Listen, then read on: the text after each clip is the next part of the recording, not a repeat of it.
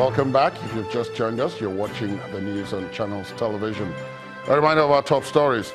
The federal government and ASU in crucial meeting in Abuja in a bid to resolve the industrial action embarked upon by university lecturers over 3 weeks ago. Striking resident doctors promised to end their action tomorrow if the federal government pays shortfalls of their salaries and allowances. On our big story tonight, we look at the plight of internally displaced children orphaned by the Boko Haram insurgency. And more islands in the Caribbean prepare for impact of Hurricane Irma, just as Cuba and the U.S. state of Florida expect the devastating storm.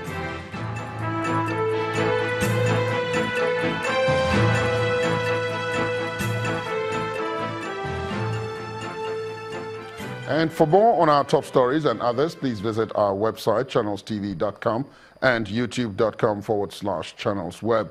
Log on to m.channelstv.com to watch us on your mobile device or download the Channels TV app for Android, iOS, and Windows devices from their respective stores. The Channels TV and Channels 24 app will give you access to news and updates. You'll also have access to the Eyewitness feature with which you can share those pictures, videos, or news of happenings around you.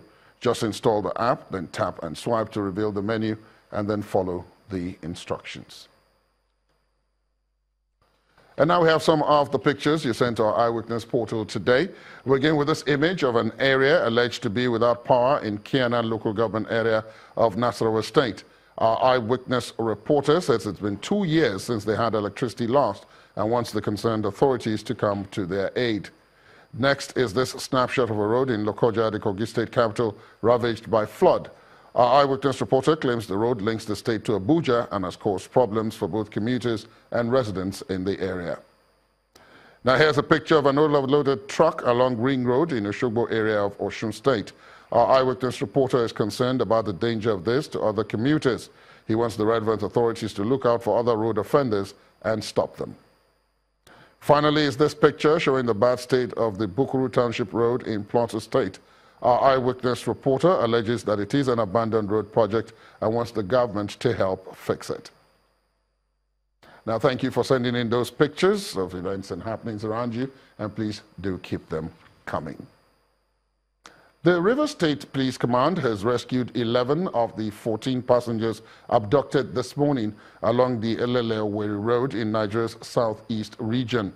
According to the Rivers State Police Public Relations Officer, DSP Nnamdi Omoni, the police got wind of the incident and launched a manhunt for the abductors. The victims were rescued in a forest at Ubima in Ikwere local government area of Rivers State. The victims, who were traveling from Port Harcourt to Owerri, have been debriefed and released to their families, while efforts are on to get the remaining 3 released. There's been a series of kidnappings of travelers in commercial buses along the Ahwada-Elele-Owerri axis, a situation that continues to generate concern for the police and the citizens. A 6-year-old boy has been confirmed dead and a residential building pulled down by heavy downpour in Kaduna State. The rain, which started on Wednesday night with intermittent breaks, became heavier in the early hours of today, resulting in the collapse of the residential building while the occupants were still asleep. The rain, which lasted for over 15 hours, was said to have weakened the foundation of the house, built with mud blocks, thereby leading to the collapse of the building. According to eyewitnesses, the 6-year-old boy was killed while he was sleeping inside a room with his mother and other siblings when the building collapsed on top of them. The dead boy's sister told our correspondent that the mother and her little baby were injured during the incident and have been taken to the hospital for treatment. It appears the spat between the legislature and the executive may not end soon, as the Senate is asking the president to rein in the chairman of the Presidential Action Committee on Anti-Corruption, Professor Ishe Sage. The Senate is accusing the professor of law of spreading falsehood and making hate speeches against the National Assembly. Senate spokesman Senator Aliyu Abdullahi, in a statement, claims that Professor Sage is fond of using every opportunity to make public speeches to disparage the federal legislature. Senator Abdullahi adds that Professor Sage gave false details about the salary and allowances of the legislators and the various bills passed by the National Assembly. He adds, quote, We believe that Professor Sage should stop spreading rumors about the salaries and allowances of legislators when he could simply get the facts from the Revenue Mobilization and Fiscal Allocation Commission, which is the body constitutionally charged with the responsibility of fixing salaries and allowances of all public officers." End of quote. Meanwhile, Professor Sage told Channels Television that he would not join words with the lawmakers who are only reacting to his recent speech at a public lecture in Lagos organized by the Society of International Law. Leaders from Nigeria's southwest today declared that the only agenda on Nigeria's future supported by the ethnic group is a return to regional government. The leaders made this declaration in Ibadan, the Oyo State capital, where they gathered to take a common stance on the matter of restructuring Nigeria. In a 16-point communique, which has been adopted as the Ibadan Declaration, the leaders insisted on maintaining the current 6 zones as autonomous regions, with the FCT maintaining its present status.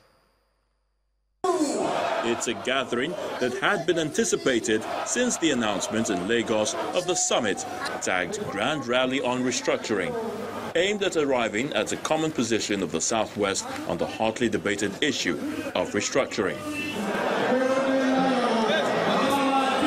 One after the other, the leaders from the region and representatives from Kwara and Kogi states, the South-South and Southeast regions all take turns to address the controversial issue. First, the chairman of the summit committee sets the tone for the discussions. For the Oni of Ife, Oba Enito Ogunwusi, the importance of the summit cannot be overemphasized, just as he cautions against hate speeches. I'm here to just mediate and make sure that everything is done very peacefully to the glory of God, and for the youth of Yoruba land to be taken care of, and most importantly for us not to focus on hate speeches, for us to be very peaceful in everything we're doing. We can pass our message in a very peaceful way. The Ekiti State Governor, Ayodele Fayose, is emphatic, insisting that the demand for regional autonomy is not negotiable. We want to sit with everybody and talk and chat away forward. We want to go back to the region. We want to go back to where we come from.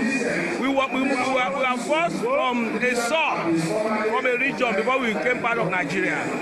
If we are not getting the necessary relevance at the center, we will get it at the zone. The President General of Ohanese Ndigbo, John Nwodo, and some other leaders from the South-South also expressed their support for regional autonomy and constitutional amendment to reflect the demand. The federal government has no business in certain areas of our governance structure. For instance, in education, you find that the federal government stretches up to the primary education policies. That should be very clear that it is within the purview and the province of state government. The consensus here is that restructuring or true federalism will afford each of the proposed 6 regions to develop at its own pace and grow in its areas of strength.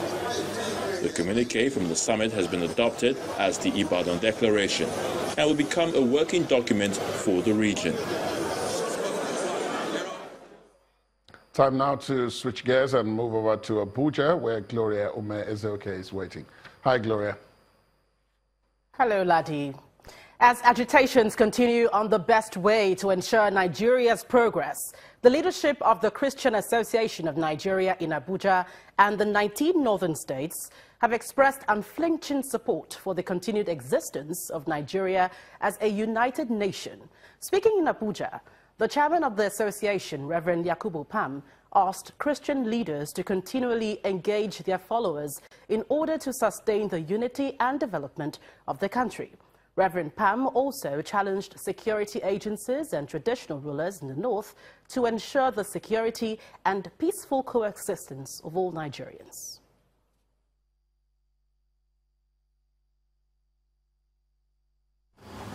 In the mix of all these agitations, The 19 northern states and the church leaders are seated here today.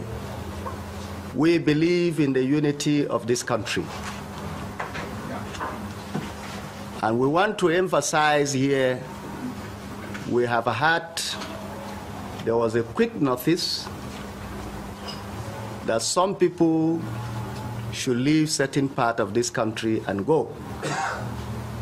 We are also happy that that quick notice was withdrawn or suspended. Even at the aftermath of the suspension of the quick notice, there were still a lot of rumor and fears going on. But as church leaders from all over the northern part of this country, where the quick notice was issued, it is our agreement today that nobody should leave northern Nigeria to any place. Every Nigerian have the right to live wherever he or she chooses to live. In Bayelsa State, Governor Seriake Dickson has asked youths in the state to take advantage of the Niger Delta State University by enrolling for their desired courses. The governor said this after receiving a report of the school's accreditation of courses by the National Universities Commission from the acting vice-chancellor of the institution. It's the 78th weekly meeting of the Bayelsa State Executive Council, which is usually a closed-door affair. Major issues affecting the state's socio-economic development are being discussed here, and one of the non-negotiable sectors is education. Since the inception of his administration, Governor Seriake Dickson has been pursuing excellence in the state's education sector, covering primary, secondary, and tertiary education. That's why he's happy to receive the report of the accreditation of courses for the Niger Delta University, an institution he believes will soon be the best in the country. Let me use this opportunity to call on all young Bayelsans and others seeking admission into universities. Here in NDU, you have a wonderful university, a first-class university, coming up and has the full backing of our state and of our government. The acting vice-chancellor, who led the team from the institution, hopes to get in even more accredited courses to widen the teaching scope of the NDU. It's a new university, but it's performing very well. If we talk about student performance, this is number one. Recently, we went for entrepreneurship competition, and Niger Delta University came first in the whole of Nigeria, the tertiary institutions, talking about colleges of education, polytechnics, monotechnics, and universities. The Niger Delta University is located on Wilberforce Island, about 32 kilometers from the state capital, Yenagoa. Its establishment in the year 2000 was seen as a significant turning point in the educational and socio-economic history of Bayelsa State.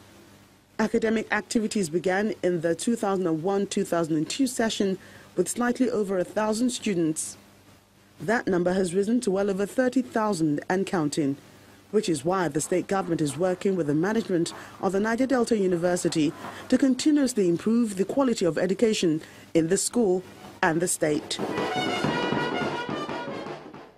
When the news at 10 returns, Flour Mills Nigeria PLC posts 524 billion naira revenue for the year ended March 31st, 2017, a 53% growth in the company's performance over the previous year.